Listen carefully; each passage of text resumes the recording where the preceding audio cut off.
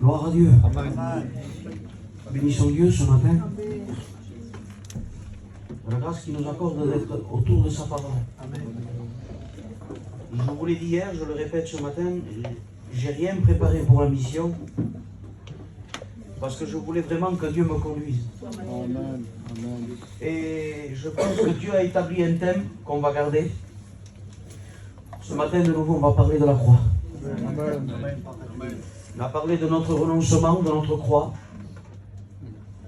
Hier soir, on a parlé de son renoncement et de sa croix. Mais je voudrais parler ce matin de l'union grâce à la croix. Amen. Et comme les anciens m'ont demandé, on va essayer de chanter un cantique. Je ne sais pas si je vais y arriver. Mais vous avez une belle chorale. J'entends des belles voix qui sont en train de monter. Mais on va chanter ensemble à la gloire de Dieu. Fiquez au zéro.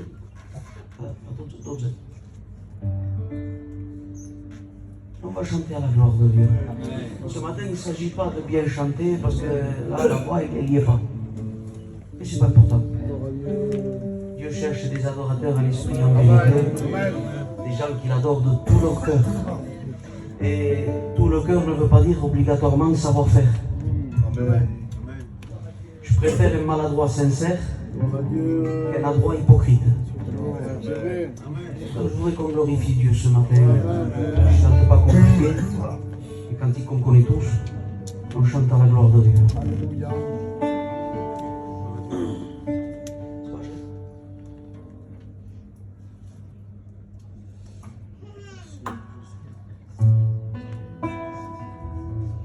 Ici. Ferme tes yeux, tu inclines ta tête. Je crois de tout mon cœur qu'on est tous chrétiens ce matin. On est là pour chercher Dieu. Et c'est avec sérieux qu'on le fait. Amen.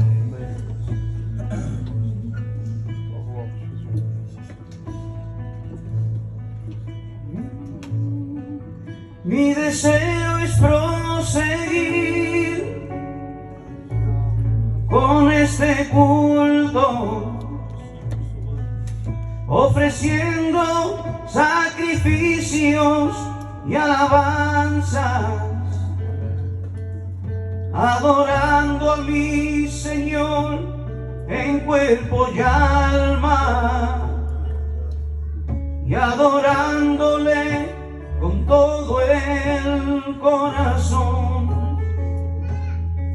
Levantemos nuestras manos hacia el cielo y digamos al Señor que le queremos ensalzar su santo nombre y que juntos cantaremos para Él.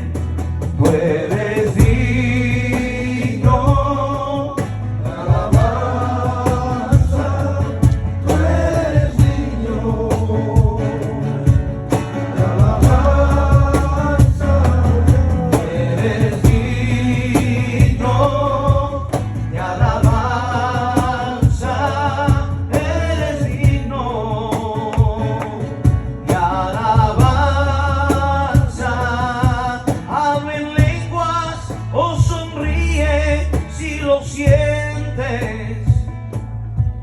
El Señor nos libertó, siéntete libre. Que nuestra alabanza sea como incenso y su aroma llega al trono del Señor. Todos juntos, unidas nuestras manos, por unos momentos los ojos cerramos, con una sola voz, aunque muchas gargantas, que sigamos cantando a nuestro Dios. Tú eres digno de alabanza,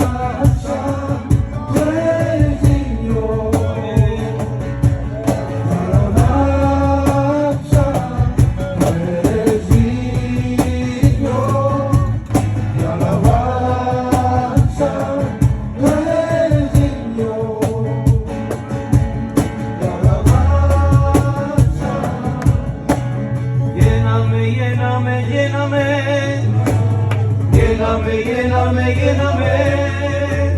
Lléname, lléname, lléname. Lléname, lléname, lléname. Lléname, lléname, lléname. Lléname, lléname, lléname. Lléname, lléname, lléname. Lléname, lléname, lléname.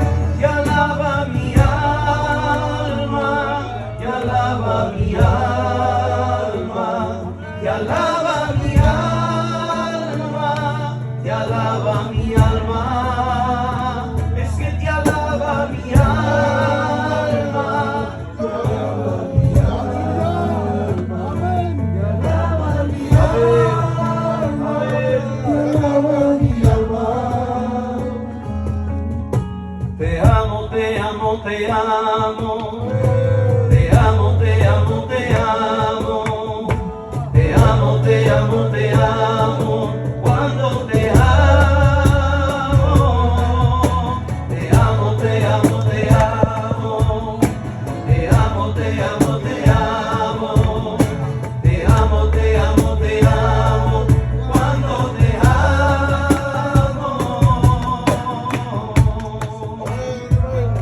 Levanta tus manos, iglesia guerrera.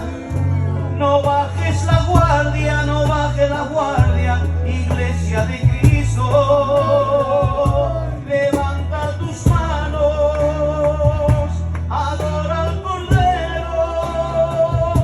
No bajes la guardia, no bajes la guardia, iglesia de Cristo. Que Dieu soit béni. Même si tu as reçu des coups, baisse pas ta garde. Amen. Vous savez, je suis pas trop fan de boxe. Ma connaissance de la boxe, moi, se limite à Rocky. Voilà, c'est ce que je sais.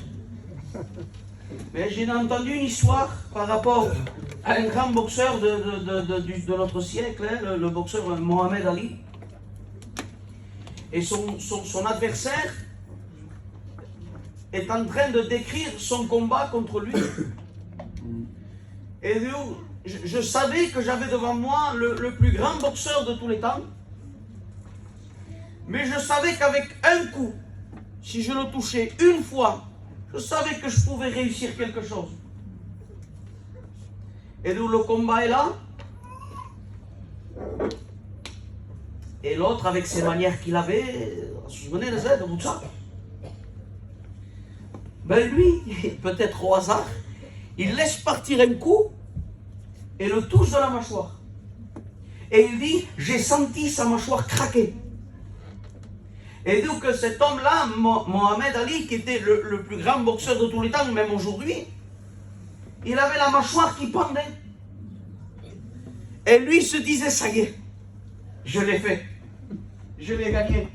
C'est Mohamed Ali et je lui ai pété la mâchoire. Et il commençait à lever les mains, il dit, Songoniat, ça y est, t'es la mâchoire trancada. Et quand il se retourne, il voit l'autre dans son coin, en garde, avec la mâchoire qui pendouillait. Et il dit, quand je l'ai vu comme ça, j'ai su que j'allais perdre. Parce que malgré l'autre, le coup qu'il a reçu et la mâchoire en train d'y aller de tous les côtés, il ne s'est pas donné vaincu. Je ne sais pas le coup que Satan t'a donné à la mâchoire, moi. Mais je t'exhorte à garder la garde. Amen. Parce que la Bible dit, soumettez-vous à Dieu. Résistez au diable. Et il fuira loin de vous. Amen. C'est pas pour rien que la foi est comparée à un bouclier. Parce que la foi est faite pour recevoir des coups. Alors ce matin, je ne sais pas le coup que Satan t'a donné. Lève ta garde. Amen. Et continue le combat. Amen. Pour Dieu. Donc, je voudrais vous parler ce matin de la croix qui unit. Billy Graham disait ces paroles. La croix a uni Dieu et les hommes entre eux. Oui. Amen. Dieu et les hommes entre eux. Amen. Le problème qu'on a dans beaucoup d'églises aujourd'hui, c'est que beaucoup beaucoup ont laissé infiltrer la division dans l'Église. C'est pas d'aujourd'hui, ça date d'il y a longtemps, mais il y a une solution avec la parole de Dieu. Amen. Et je voudrais qu'on lise ensemble dans le premier livre des Corinthiens.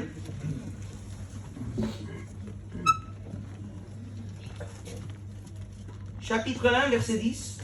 On va lire quelques versets. Amen. Ensuite, on prendra le chapitre 2. Et on prendra le chapitre 3. Donc, premier livre des Corinthiens, chapitre 1, verset 10. Je vous exhorte, frères, par le nom de notre Seigneur Jésus-Christ, à tenir tous un même langage Amen. et de ne point avoir de division parmi vous, mais à être parfaitement unis dans un même esprit et dans un même sentiment. On prend le chapitre 2.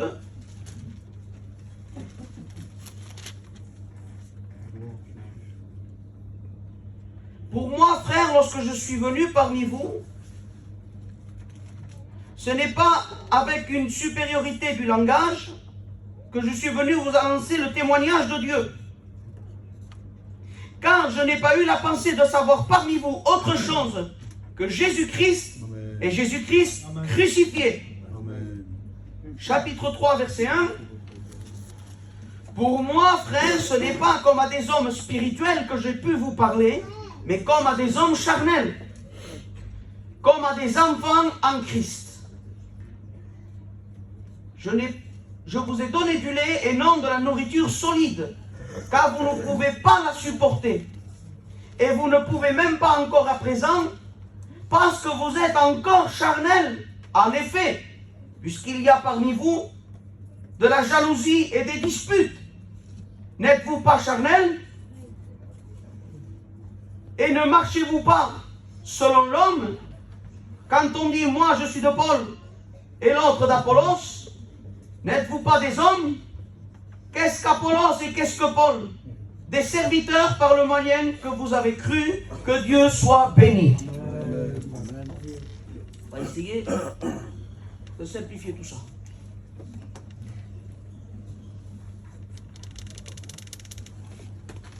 Jésus parle de la division et il dit un royaume divisé ne peut subsister.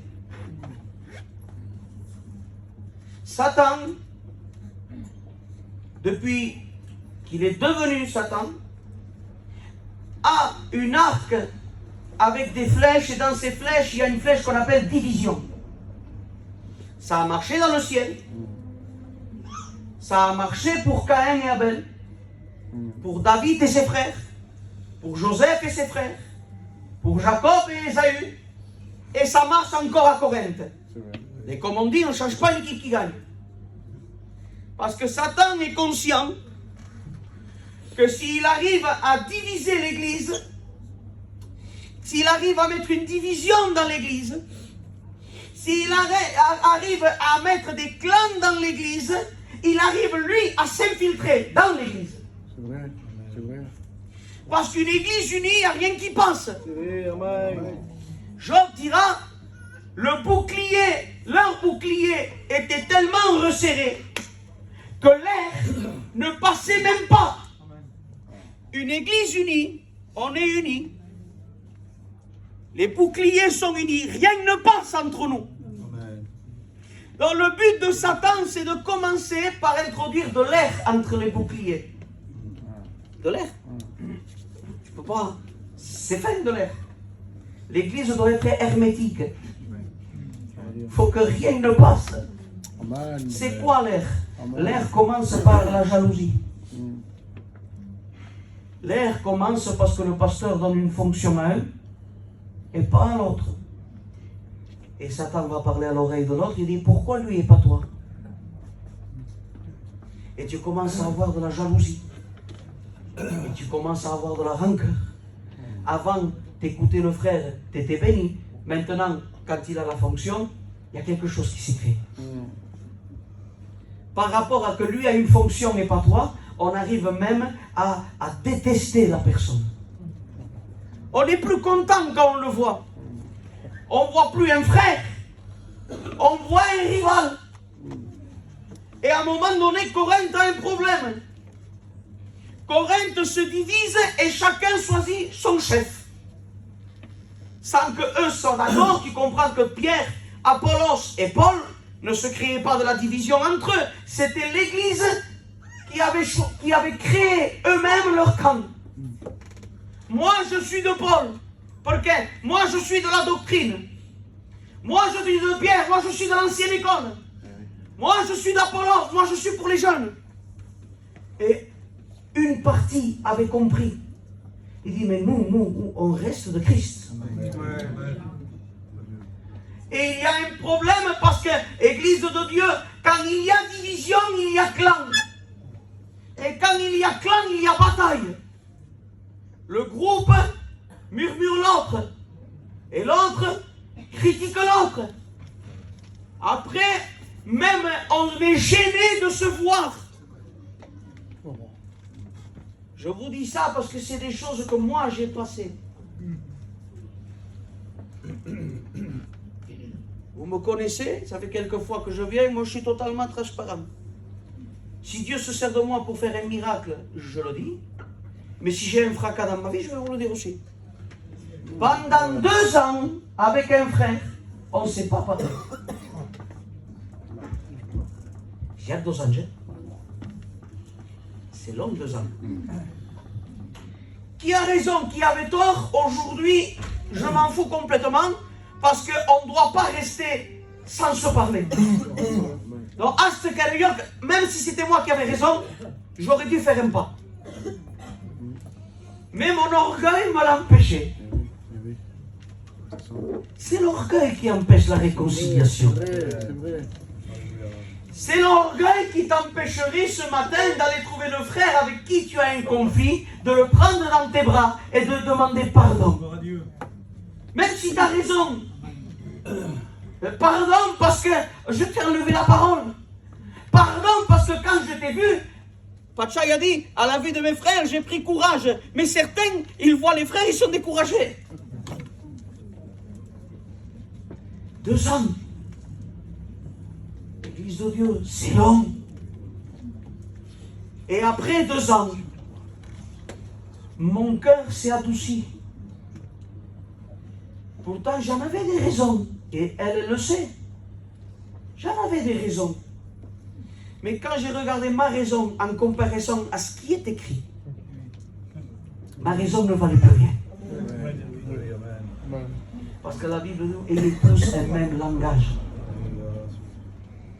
Comment tu le vois, toi, que tu sois à la même église que ton frère et ta soeur, et que vous ne voulez pas sortir en même temps parce que vous ne vous parlez pas?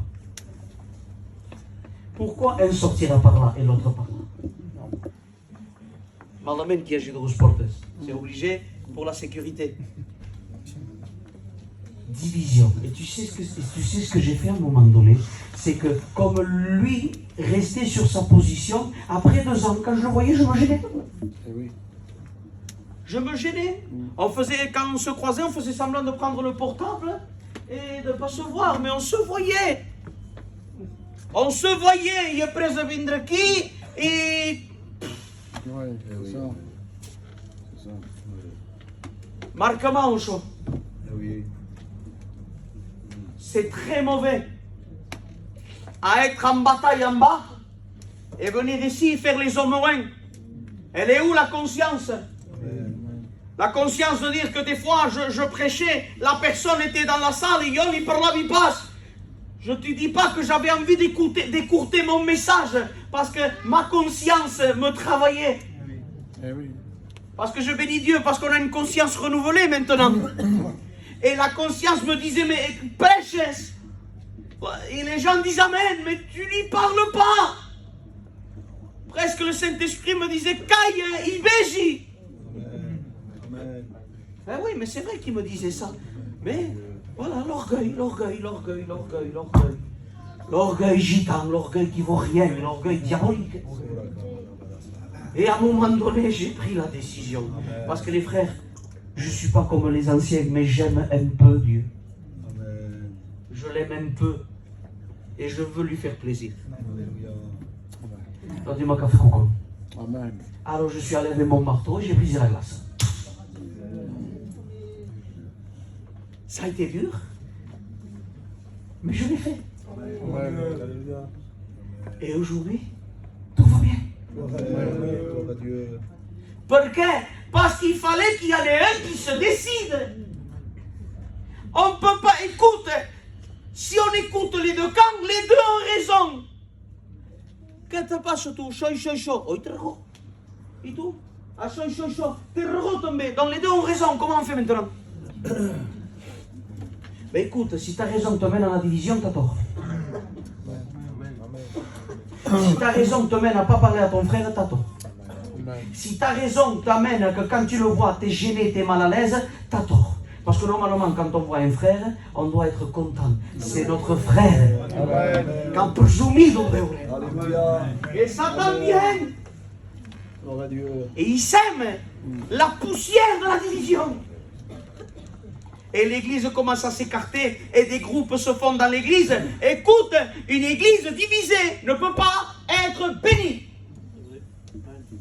Parce que la Bible dit, il est bon, doux et agréable pour les frères de demeurer ensemble. Donc demeurer ensemble. Et quand ils sont ensemble, nous, c'est là Amen. que l'Éternel envoie sa bénédiction. Donc l'union pour la bénédiction. Donc s'il y a division, il y a opposition. L'opposition, c'est la manière à Dieu de révéler qu'il y a un truc qui ne va pas. Comme l'onction, c'est sa manière de dire, moi je suis d'accord. Et Satan est là, et il divise Corinthe, yo son de Paul, yo son de quête, yo son de quête. Et ça, dans la même assemblée. Donc tu avais 4 églises dans l'église. Et Paul sait ça, c'est l'ancien. Et je disais aux frères hier à table, hein, autour d'hier, moi s'il y a division, je viens, je prêche l'union. Le texte que je vous ai cité, où 2 ou 3 unis à mon nom, je suis au milieu de vous. Hein, je prêche ça. Et Paul, pour mettre l'union, ne prêche pas l'union. Paul, pour mettre l'union, il prêche la croix. Gloire à Dieu. C'est pour te rappeler qui t'a sauvé. Par quel moyen tu as été sauvé. Gloire à Dieu. Par quel sang tu as été purifié. Et en te rappelant que celui que tu parles pas, grâce à lui, maintenant, vous êtes frères. Et la Bible me parle que Paul dit, je ne veux rien savoir parmi vous. Que Jésus-Christ est Jésus-Christ crucifié. Parce que la croix met tout le monde d'accord. Écoute, je te donne cet exemple qu'avait donné Paul Vallière. Imagine une roue de vélo. Et il y a des rayons. Et il y a le centre. Et plus les rayons vont vers le centre, plus les rayons se rapprochent. La croix, Jésus, il est le centre. Et plus on se rapproche du centre, Gloire à Dieu. plus on se rapproche les uns des autres. Amen. Ce que Dieu veut, dans les temps où on vit, ce n'est pas une église qui se fait la guerre pour des fonctions, pour prêcher ou pour chanter, mais c'est enfantin ça. Ah oui, chérie. Mais tu crois que c'est un jouet que tu veux? Tu crois que Dieu est d'accord que quand toi et tes collègues, vous vous réunissez pour critiquer l'autre équipe, tu crois que Dieu est au milieu de votre conversation? Si Dieu me dit à moi de fuir les conversations vaines, tu crois que lui il va rester? Vous vous réunissez, amen, pour devenir pire. Maman.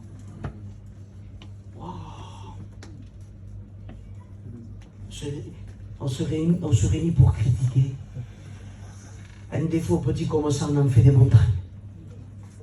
Quand tu aimes quelqu'un, tu ne vois pas ses défauts. Gloire à Dieu. Ouais. C'est comme un jour, un professeur met un tableau blanc avec un point noir. Et il demande à la classe, que voyez-vous? Et tout le monde, sans exception, tout le monde a dit le point noir. Et le professeur dit, mais ne voyez-vous pas le tableau blanc?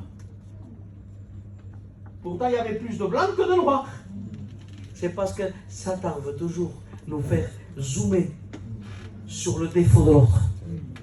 Comme si nous n'en aurions pas. Dis-moi, qui peut lever la main ce matin et dire, moi je suis parfait? Moi, je ne pêche jamais, ni en pensée, ni en acte, ni en langage.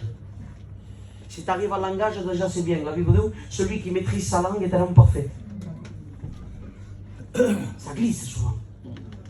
On bronche tous. On va critiquer l'autre pour ce qu'il a fait, mais toi aussi tu le fais.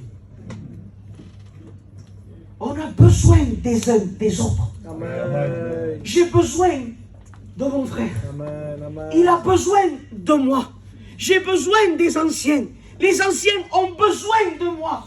L'église, c'est pas chacun pour soi et Dieu pour tous. L'église, c'est uni avec Dieu, avec nous. Amen. Parce que tu sais ce que ça veut dire, diable. Diable veut dire celui qui cause les divisions. Et regarde le langage de Jésus, de Jérusalem. Combien de fois j'ai voulu te rassembler, qui n'entre pas là. Amen. Quelle autre manière de parler. L'autre il divise. Et lui dit, moi je veux te rassembler. Parce que c'est l'union qui fait ta force. Parce qu'un peuple uni est un peuple fort. Parce que tu sais qu'une brebis, quand elle est attaquée par un loup, une brebis n'a rien pour se défendre. Tu as déjà vu une brebis avec des griffes, toi? Ou avec des crocs? Ou avec du venin? Ou une brebis d'un mètre 80? Ça n'existe pas. La seule manière de la brebis pour se défendre, c'est s'immerger et de se regrouper. Oui, t'es que fan, je vois Pouchon. Il y a un loup qui vient, ils le sentent à l'odeur. Ils prennent les plus petites, les plus faibles, les malades, les vieilles brebis, les mettent au milieu et les plus robustes se mettent alentour. Comme ça, le premier coup, c'est eux qui le prennent, mais ils veulent protéger les plus faibles. Ça, c'est une attitude d'église. On n'est pas là pour écraser les plus faibles, c'est pas ça. Les plus forts protègent les plus faibles. C'est ça une attitude d'église. Et d'où je veux te rassembler comme une poule rassemble ses petits. Mais je disais, Seigneur, la poule, c'est pas glorieux. C'est une image de lâcheté, la poule. On dit ça, une poule mouillée. C'est une image de lâcheté. Et pourtant, la poule, quand un serpent va attaquer ses petits, elle ne fuit pas, hein. Elle va au combat. Et pourquoi j'ai dit une poule rassemble ses petits? C'est mieux un aigle, sous les ailes de l'aigle, c'est plus guapo. Ou une colombe, c'est plus... Hein? Une poule. Ben c'est simple, les frères. C'est simple. C'est que, imagine la poule, quand elle est dans son poulailler, elle regarde ses ailes et dit, elles ne me servent à rien, je ne peux pas voler. Elle regarde l'aigle, regarde lui les belles ailes qu'il a, lui il peut voler, mais c'est un aigle quand même. La colombe passe, elle peut voler, elle a des ailes, mais bon, c'est une colombe aussi. Mais quand elle voit le corbeau noir, pas joli du tout, le corbeau qui est un exemple mauvais, c'est pas un bon exemple le corbeau dans la Bible. Et lui, on regarde lui. C'est un corbeau. Il fait n'importe quoi, il mange n'importe quoi, il pose ses pattes n'importe où. Il a des ailes et il vole, et il s'élève. Et moi non. Parce que la poule est un des rares animaux qui a des ailes, pas pour voler, mais pour protéger. Parce que souvent, quand on a des ailes, on veut voler et être au-dessus des autres. Mais les ailes, c'est pas juste pour voler et aller au-dessus de tous. Les ailes, c'est aussi pour protéger. Les ailes des oiseaux sont imperméables, la pluie ne passe pas. Donc toi, tes ailes ne doivent pas être pour t'élever au-dessus de ton frère ou de ta soeur, mais tes ailes que pour protéger les plus petits que toi. Et Jésus veut nous rassembler. Jésus veut que nous soyons ensemble et nous partirons ensemble à la rencontre du Seigneur.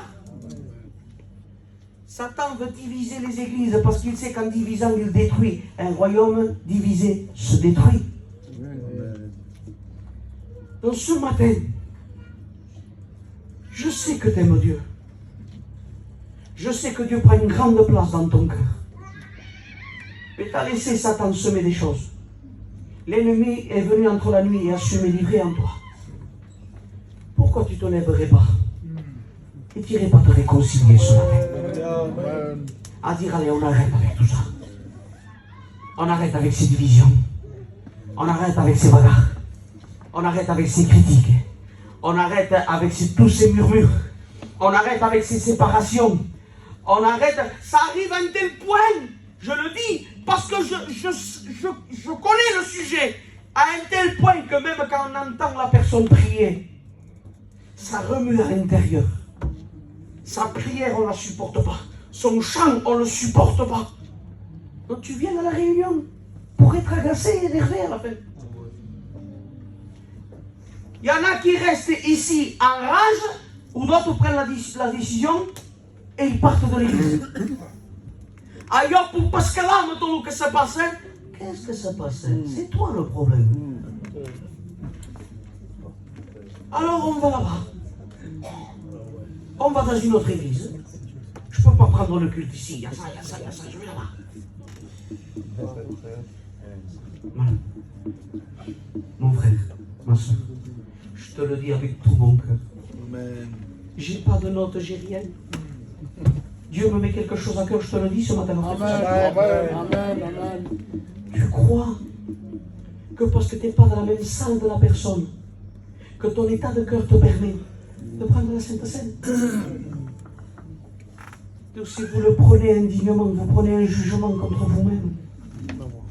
Et Caïn a voulu donner une louange à Dieu, une offrande à Dieu, avec un cœur meurtrier. Avec un cœur meurtrier. Donc, pourquoi on ne serait pas humble ce matin? Et à dire, Seigneur, viens briser mon orgueil. Je ne peux pas rester dans la même salle que mes frères et les détester. Je ne peux pas rester dans la même salle que là, alors que s'il me demande d'aller prier avec eux dans une maison, j'y arriverai pas, je serai trop près de lui. Ou trop près d'elle. Église de Dieu, tu ne vois pas que Satan veut diviser pour détruire. Il veut diviser pour mieux régner. Mais Jésus ce matin veut briser les murs que Satan aurait construits dans nos églises. Les murs de séparation. Écoute, souvent quand les murs sont construits, c'est parce qu'il y a guerre.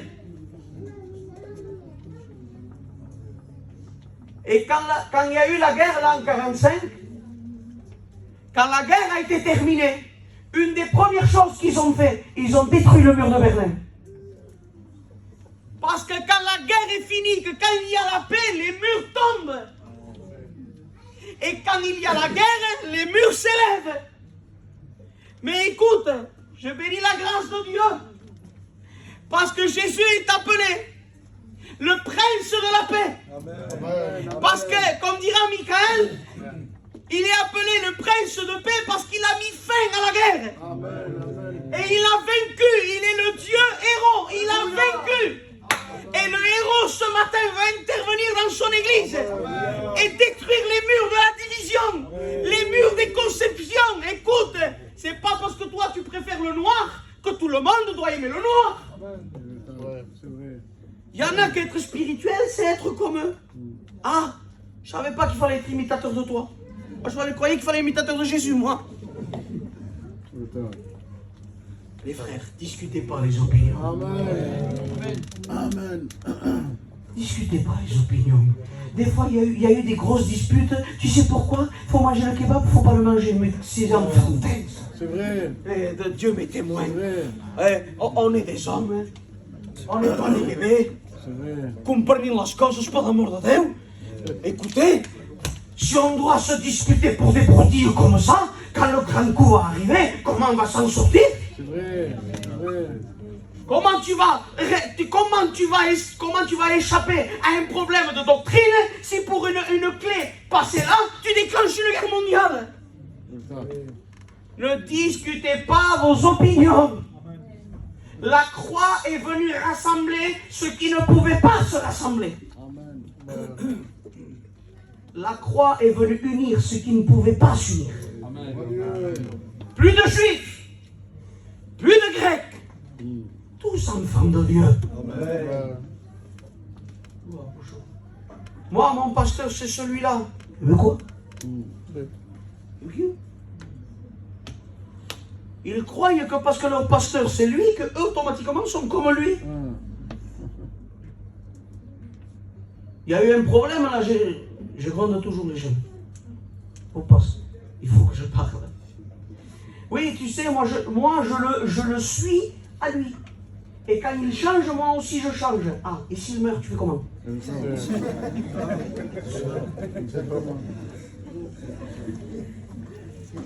Deixa-me apareixar, você viu quando sou que sou na Amen. foi para as maneiras. Amen. S'il meurt, tu fais comment? J'ai parlé avec quelqu'un récemment.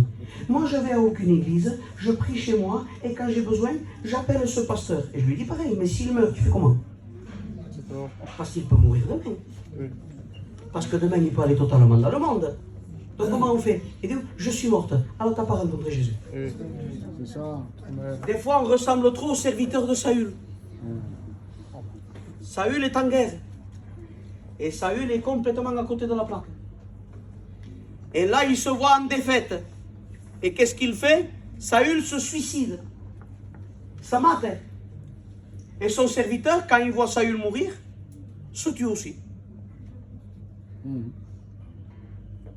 Il y a des personnes que leur oxygène, c'est le pasteur qu'ils ont.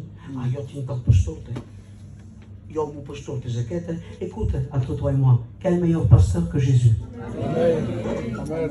Alléluia. Amen. C'est le premier amen fort que vous dites. Hein? Dans 8 ans, on regarde ces membres d'église. Hein? Qui c'était membre Jésus? Un Thomas qui ne croit pas, un Pierre qui renie, un Judas qui trahit. Et pourtant le pasteur c'était Jésus. Maintenant Samuel, jeune Samuel, c'est qui ton pasteur? Mon pasteur, si tu savais, heureusement qu'il ne m'entend pas, il laisse pécher ses fils dans le temple. La preuve, Dieu ne parle plus. Plus de vision, ou rarement.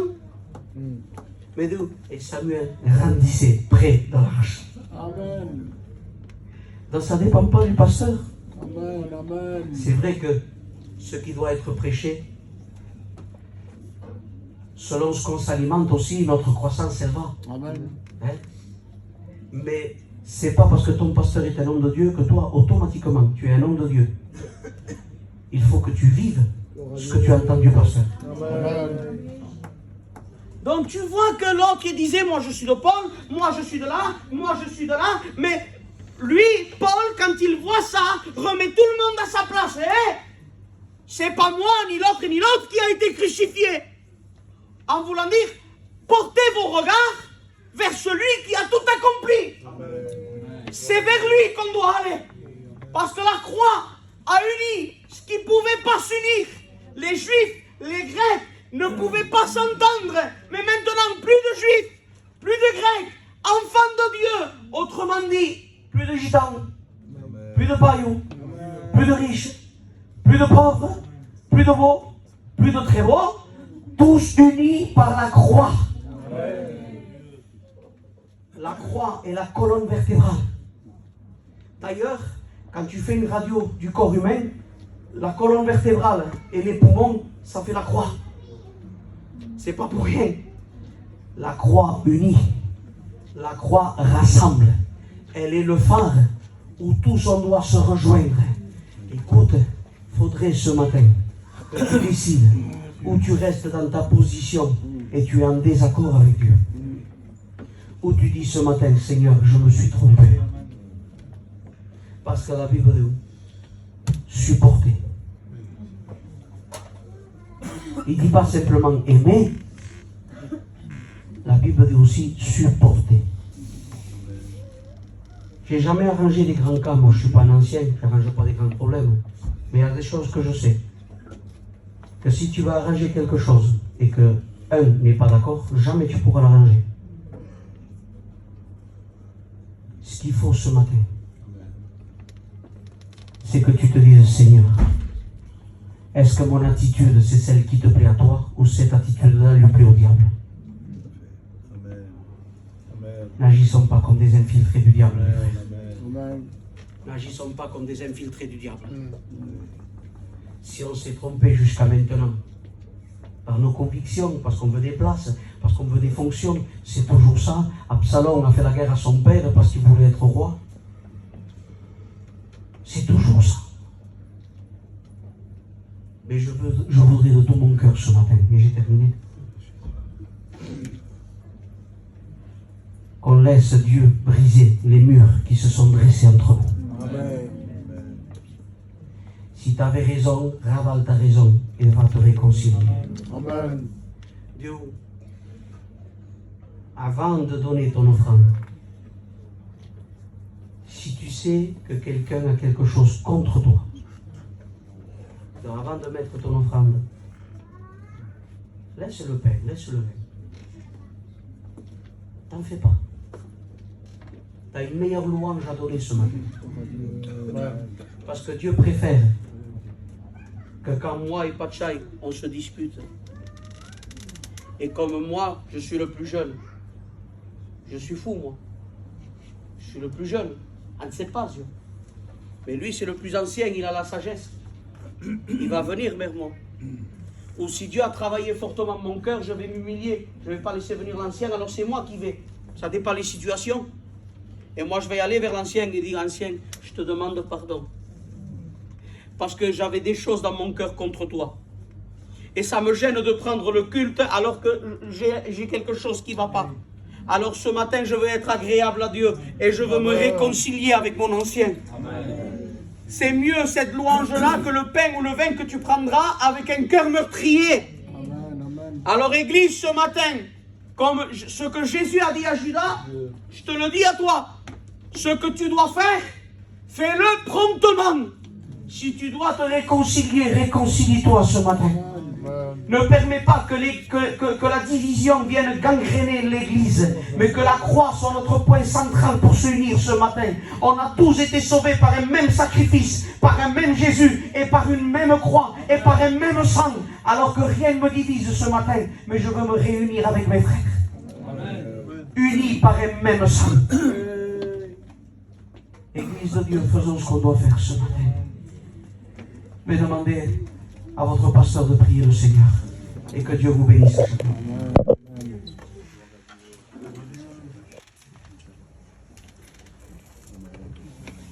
Nous voulons te remercier pour ce que nous avons entendu ce matin, Seigneur.